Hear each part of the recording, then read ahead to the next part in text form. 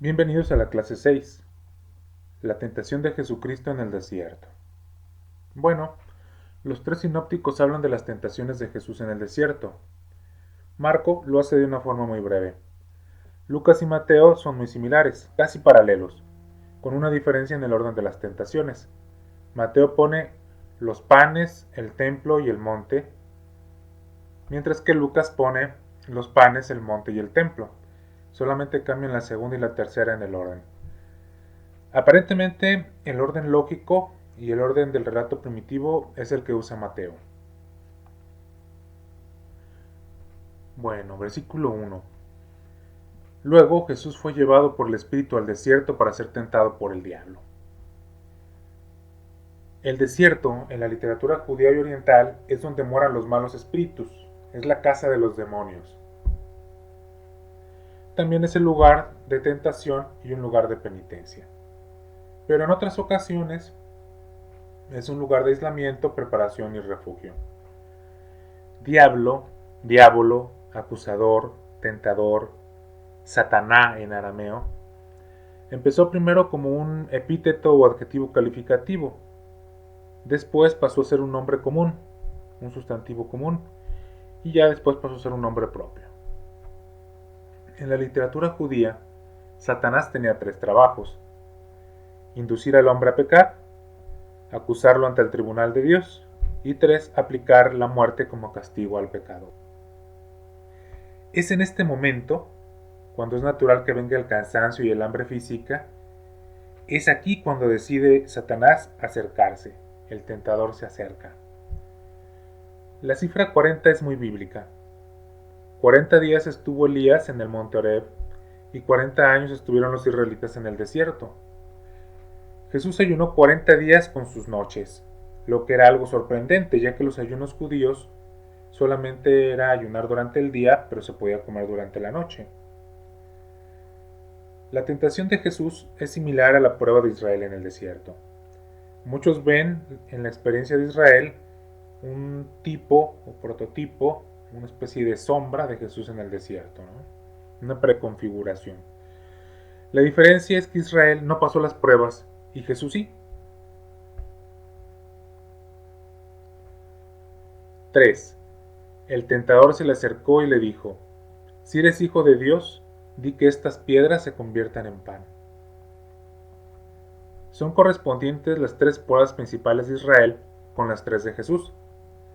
La tentación del alimento está relacionada con el maná en Deuteronomio 8, versículo 1 al 5, que es la Jesús cita como respuesta a este pasaje, a la primera tentación. La primera tentación es corporal, es material, es de apetitos.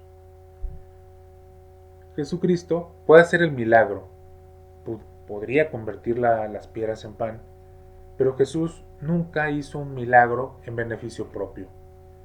Hay una economía divina en los milagros.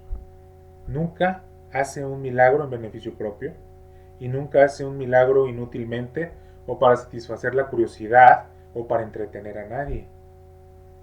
Cuando los judíos le piden una prueba, él les dice: no tendrán otra más que la de Jonás.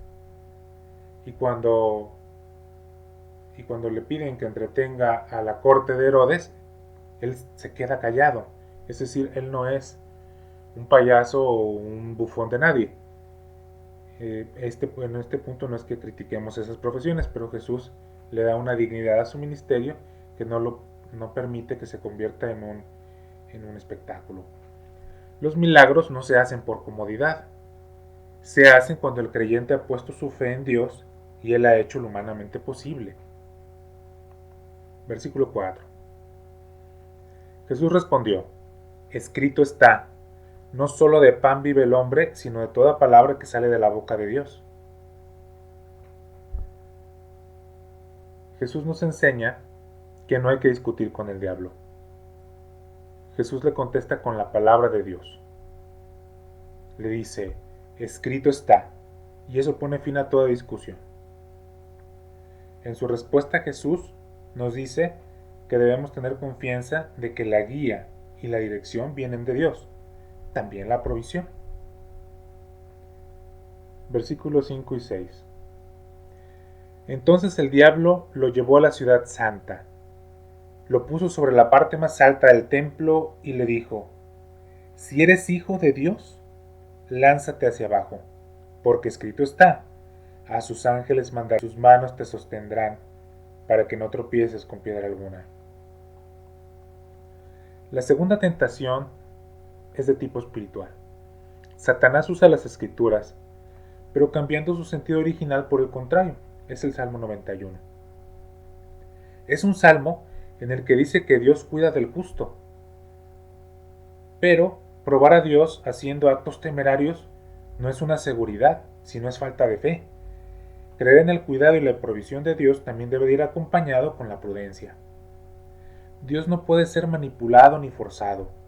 Tampoco hace milagros para relevar de sus obligaciones a la gente, ni tampoco para cuidar a los que no son cuidadosos. Tampoco contesta preguntas unilaterales. Versículo 7. Jesús le dijo: también está escrito: no tentarás al Señor tu Dios. Éxodo 17, versículo 2. Aquí Israel muestra falta de fe y se le cuestiona: ¿por qué tientan a Yahvé? No confían en la providencia de Dios. En este caso Jesús sí pasa la prueba y tiene su confianza plena en Dios y no necesita probarlo. Versículo 8. De nuevo el diablo lo llevó a un monte muy alto. Ahí le mostró todos los reinos del mundo. Ahí le mostró todos los reinos del mundo y sus riquezas. Y le dijo: todo esto te daré si te arrodillas delante de mí y me adoras. En Lucas le dice que todo el poder y toda la gloria de esos reinos le ha sido dado, y añade que él se los va a dar a quien él quiera. La tentación es grande. Satanás le está diciendo a Jesús: puedes ser rey y puedes ser Mesías sin tener que ir a la cruz. Puedes ser rey sin necesidad de sufrir el rechazo de los judíos, sin ser azotado, sin ser tomado preso y sin ser crucificado. El problema es que en vez de ser un Mesías universal y espiritual que cumple con la voluntad del Padre, sería un rey temporal, sería un rey político apoyado por Satanás. La realidad es que Satanás no tiene ese poder que presume. Todo poder viene de lo alto, todo poder es dado por Dios. Pero Satanás es el padre de la mentira. Y Jesús destruye la propuesta de Satanás con la escritura y rechaza toda idolatría. Porque en el versículo 10 dice: entonces Jesús le dijo: está, al Señor tu Dios adorarás y a Él solo servirás. Deuteronomio 6, versículo 13. Teme a Yahvé tu Dios y sírvele a Él.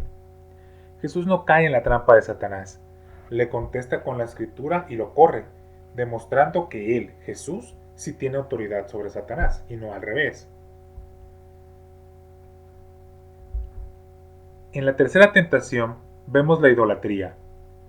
Israel con el becerro de oro y Jesús negándose a adorar a Satanás. Es decir, vemos cómo hay una similitud entre la idolatría en la que cae Israel y cómo Jesús sí logra pasar la prueba y evita toda idolatría.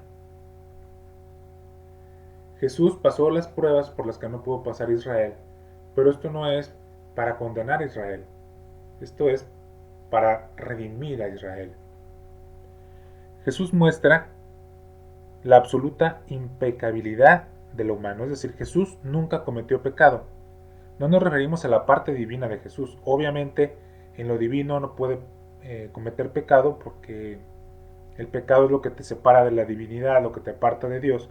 Entonces, en lo divino, Jesús no puede pecar. Pero sí se discutió mucho si Jesús pecó o pudo haber pecado en lo humano.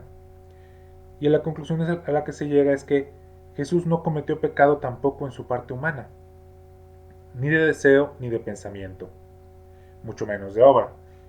Todas las tentaciones de Cristo son exteriores, a diferencia de los humanos, que muchas veces es nuestra propia concupiscencia la que nos lleva a pecar. En el caso de Jesús, todas las tentaciones fueron exteriores. Jesús acepta el mesianismo que habían predicho los profetas en el Antiguo Testamento. ese mesianismo es el que es la voluntad del Padre. Un mesianismo de rechazo y sufrimiento. Jesús rechaza el mesianismo fácil y autocomplaciente que le propone Satanás. Ese de tengo hambre, me convierto las piedras en pan y trato de llevar un mesianismo exhibicionista.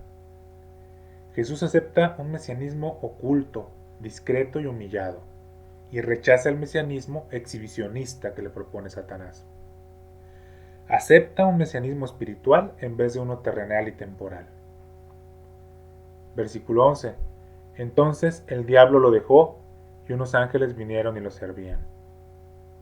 Posiblemente aquí se refiere que los ángeles le daban de comer. Dios Padre realiza el milagro que Jesús no quiso hacer por sí mismo, a pesar de que puede hacerlo. Es decir, cuando Jesús pasa las pruebas, entonces los ángeles venían y le servían cumpliendo lo que decían las profecías.